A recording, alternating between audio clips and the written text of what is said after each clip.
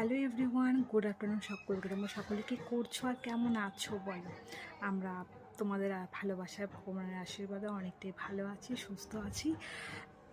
এই মুহূর্তে এখন ঘড়িতে বাজতে চললো 1:45। আমার স্নান ধান কমপ্লিট, এখন আমার একটা খাবার টাইম। কিন্তু খাবো কী করে?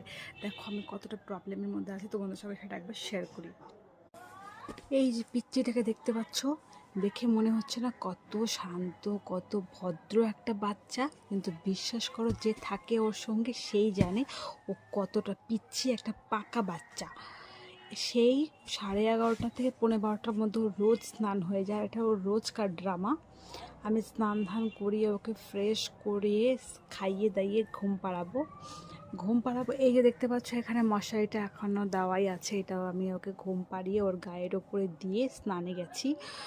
মানে স্নানে গেছি বললেও ভুল, ওর যে গায়ে কাপড়গুলো ছিল সেগুলো চেঞ্জ করে ধুতে গেছি, এসে দেখি ম্যাডাম উঠে গেছে।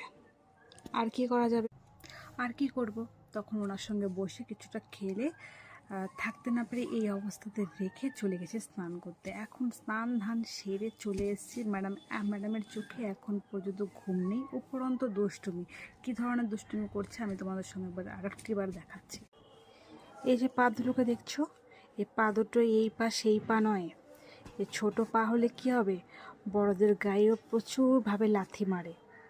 এই যে মুখটা দেখতে পাচ্ছ, মুখ দিয়ে একদম একভাবে থুতু বের করে যাবে, সব সময় থুতু বের করবে, ওর গায়ের কাছে যে থাকবে তার গায়ের উপরে ফেলবে।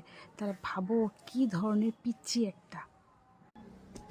যাকে বন্ধুরা, তাহলে এই পর্যন্তই, টাটা। পরে আবার দেখা হবে নতুন কোনো ভিডিওতে।